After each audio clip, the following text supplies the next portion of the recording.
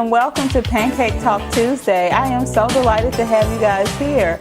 I am going to be cooking up some delicious conversations, and I look forward to sharing them with you. It's from your girlfriend next door, Andrea.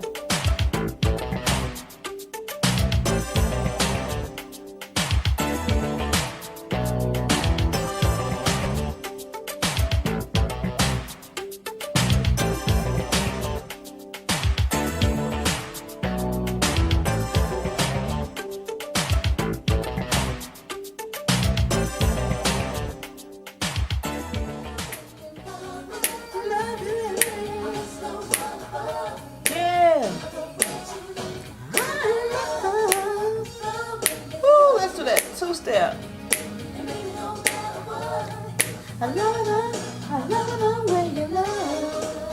Yes, you guys. Yes. Woo. Your girlfriend is back. Hello, neighbors. How are you? Courtesy of my girlfriend next door. Hey, guys. You know what? I've been out of town missing you guys. Just got back from good old Texas. Can you tell? Look at this Texas hair I'm rocking. Inspired by your girl, Jessica Simpson. You know, she put on her Daisy Dukes, honey. And she goes in and let have it, all right? I'm just kidding. Oh, you guys, I think I'm well rested now. This is a replacement of Pancake Talk Tuesday. I wanted to give you a Texas tea time. How about that one? A Texas tea time.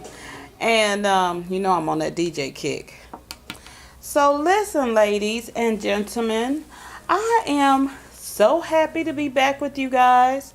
I have served up. Now this week, I'm not cooking. You know I love to cook. Actually, I did cook some things, but you'll probably see that on Friday. But I just wanted to have some tea and talk. Tea and talk. So as I go on, do you guys, how do you like your tea? Do you like it with the, let me pull these sleeves back. Y'all like this this frock I have on for you? I have my little dessert, beautiful fruit. You know, it's springtime, so the fruit is ready. I take my tea with a little cream. That's how I like mine. A splash of honey. You know, just a splash of honey. And you know, a southern woman, you know what she always have in her cabinet? Honey, she always have her, look at this. You got to take it old school. She always has her her cubes, her sugar cubes. I love that. I think that's such a ladylike thing to have your sugar cubes ready. I love stuff like that. Put my little thing, get my cream. Do that real quick. I like to put my stuff in first, so when the tea hits it, it kind of start to dissolve everything. Now, you guys, my favorite place, actually, I don't know if you guys have it, so I can't even tell you, because I have tea custom made for me. But you can go to, what is that, Tijuana in the mall and have it done for you as well.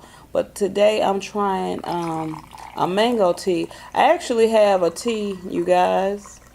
We're going to talk about this weight thing. But I have a tea that you're supposed to substitute a meal for. We'll see how that all goes down. We still trying to get our head around that. But I just wanted to come to you guys. Because I didn't bring an extra spoon, so I'm going to just use this. I wanted to come to you guys and just talk, I guess, openly from my heart. You know, we talked about what I've done and why I've done this. And, you know, one of the things I want to say seriously is talk about our life ships and what life ship partners are and how all that comes together to create what I call a life brand, you know. So in life, honestly, you come in contact with so many people, whether it's for a minute, a day, an hour, a lifetime. You know, you have all these people that are coming to your life, and for instance, it'll change your life in an instance, right? And I'm going to share a story with you one day. You know, I was young, probably around, 21 maybe. And when I was younger, I used to look up, being an only child, I used to look up and admire a lot of people. And the people I always admired, especially women, they just always seem to have everything together. And I remember having my first apartment at 18, and I used to go into the leasing office, and I made it a goal. I was like, you know what? They're cute. They seem pulled together. They're driving cute cars and stuff. I want to be in the leasing business. And this is, you're in school and all that stuff too. So I made it my mission, and I got my resume together. And this was before you guys, I had to fax my resume. This was back in the day. So fax your resume, and you finally get someone to believe in you and that you can do it. Let me have a sip of tea. Delicious, delicious, delicious. You finally have someone that believes in you that you can do it. So I received my first job. I was so happy. Everything was going excellent. I had all types of rewards. But you just never know in an instant how your life can change. I had met someone who wanted to get engaged to a girl, and I left my job and went and helped him shop for a wedding ring for his girlfriend. Long story short, it was found out that I left longer than I was supposed to, and some other things had happened, and I was released from that position. And 18, I'm not 18, but around that time, having your own apartment and responsibilities, I went over to my girlfriend's house. I was like, girl, I'm in shock, but I think I just lost my job. The telephone rings. You guys, I am not kidding. I'm explaining my story to her. The telephone rings, and she's also in college, and they're calling her to ask for if she could work tomorrow, because she was also in the business. She was actually one of the people I admired. And she said, I can't do it, but because I have class in the morning. But she looked at me, and I looked at her, and I was like, yeah, silently, of course. And she said, but I have a friend here who's in the business, who's available tomorrow, and she can go in and do the job. Now, this was like a apartment temporary company. Shout out to Lisa. I don't know where you are, but, this was another LifeShip partner of mine in my life. I was on the phone. She asked me a few questions and asked me if I could show up the next day, gave me the address. I showed up and went to work. So literally, I was released from one position, went to a girlfriend's house, went to work the very next day. I did not skip a beat. And I feel like sometimes people come into your life for those reasons. Her name was Lisa, who actually, and I worked with Lisa for years, and it just really, changed my life. And I'm just saying this to say how individuals that I call life shifts, because she really was not a friend. She was placed in my life for a particular moment for my life to continue on. And she was in my life for many years. And, I've since moved out of the city of Atlanta and moved on with my life. And I just want you guys to feel like if there's a moment that you feel stuck or something's about to change and it's not really going your way and you don't know what that next step is, just really don't allow yourself to get down, because you just never know. Once one thing is taken away from you, something else can be given. And that has been the truth in my life. So I'm just, even with me doing the Next Best You TV, my hope is to someday, be able to reach out, touch you guys, feel you guys, come into your homes or whatever, to be in an atmosphere where I can touch more of you and have fun and laugh and all the things, because I want you to see every aspect of my personality, realistically, every aspect. So, let me have a little bit more tea. And I want to take a bite of this. This looks so good, you guys. This is I guess it's what do they call it? Like an angel food cake with vanilla cream and like all this fruit on top. And the fruit is amazing. I told you guys I did not want to eat on camera. But each week, I'm getting bolder and bolder. I feel it. Each week, I'm getting stronger and stronger. Austin, for me, was an experience of entrepreneurship overload. If you ever had an idea, something that you wanted to create, I mean, the people there are so open to ideas, at least from what I've researched and what I saw there. I felt like I was in entrepreneurial heaven. And I mean, it really inspired me because I follow several bloggers, and I know about 3 or 4 of them are based in Austin.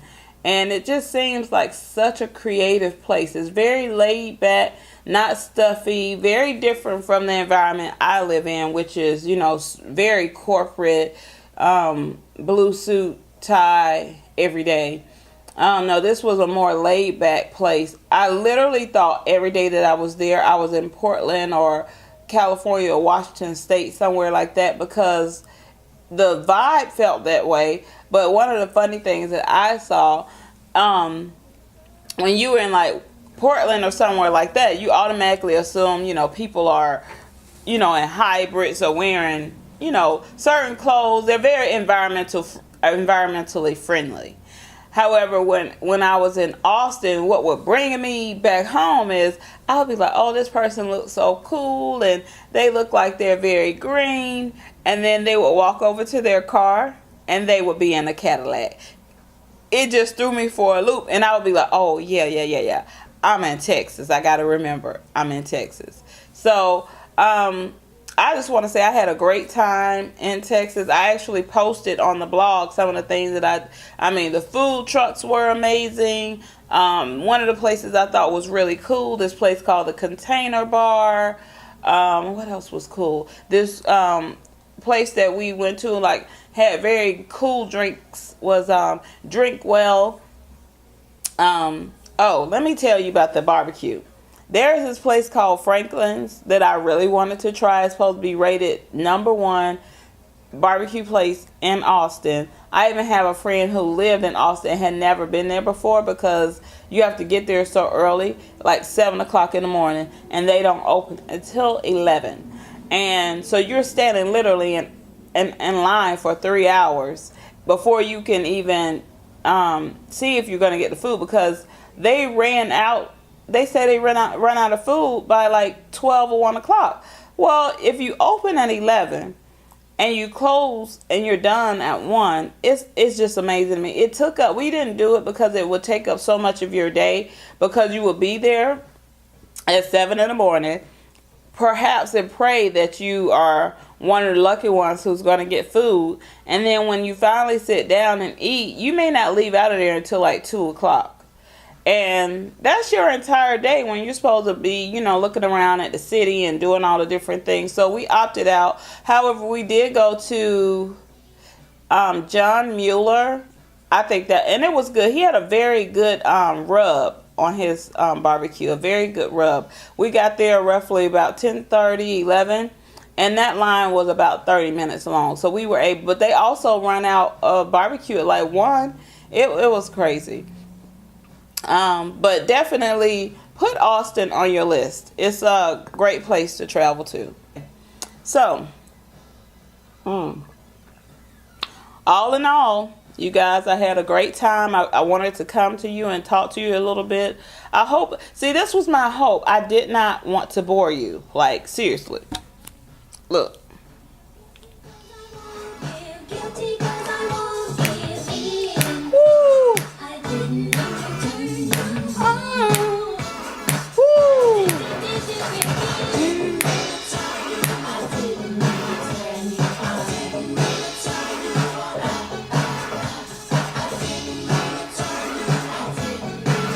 I love y'all. I have to do the hard thing. How you do it?